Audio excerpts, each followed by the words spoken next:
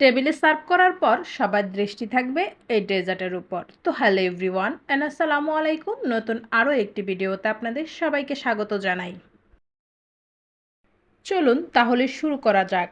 আর ভিডিওটি শুরু করার আগে অবশ্যই একটা লাইক দিতে ভুলবেন না। শুরুতে এখানে 2 কাপ দুধ নিয়ে নিয়েছি। দুধের মধ্যে আমি 2 টেবিল চামচ কর্নফ্লাওয়ার দিয়ে দিলাম, আর দিয়ে দিয়েছি 1/3 কাপ চিনি।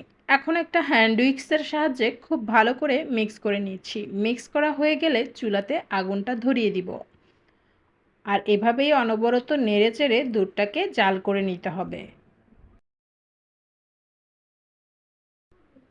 জাল করতে করতে এক পর্যায়ে দেখবেন দুধটা অনেকটাই ঘন হয়ে এসেছে, আর আশা করি দেখেই বুঝতে পারছেন আমার দুধটা অনেকটাই ঘন হয়ে এসেছে। আমি চুলাটা বন্ধ করে যে বাটির মধ্যে আমি ডেজার্টটা তৈরি করব সরাসরি সে বাটির মধ্যে আমি ঢেলে নিয়েছি।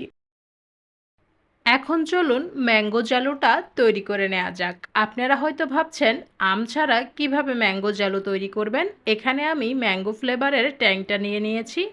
1.5 কাপ পানির মধ্যে 3 টেবিল চামচ ট্যাং দিয়ে দিলাম। এখন খুব ভালো করে মিক্স করে এর মধ্যে 1.5 চা চামচ আগার আগার পাউডার দিয়ে দিব। এখানে মিষ্টি আর ব্যবহার করলাম না, কারণ ম্যাঙ্গো ফ্লেভারের ট্যাংটার মধ্যে এমনিতেই অনেক বেশি চিনি দেওয়া থাকে।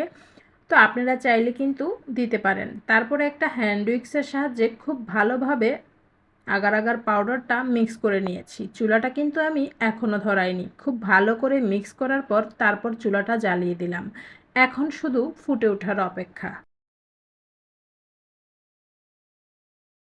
তো আমার পানিটা কিন্তু ফুটে উঠেছে। চুলাটা বন্ধ করে যে পাত্রের মধ্যে আমি মালাইটা সেট করেছি সরাসরি ওই মালাইয়ের উপরে জেলোগুলো ঢেলে দিব। অবশ্যই গরম গরম অবস্থায় এটা ঢেলে দিতে হবে। দেখতেই পাচ্ছেন আমি একটা চামচের সাহায্যে এভাবে দিয়ে দিচ্ছি।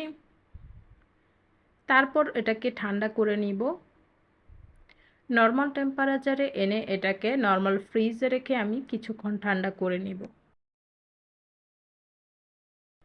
ফিরে এলাম 2 ঘন্টা পর। আমাদের মালাই ম্যাঙ্গো ডেজার্ট কিন্তু তৈরি। উপর থেকে কিছু কাঠবাদামের গুঁড়ো দিয়ে দিচ্ছি। তো রেসিপিটি ভালো লাগলে অবশ্যই একটা লাইক দিতে ভুলবেন না, আর কমেন্টসে জানাবেন কেমন হয়েছে। আজকের মতো বিদায় নিব। আল্লাহ হাফেজ।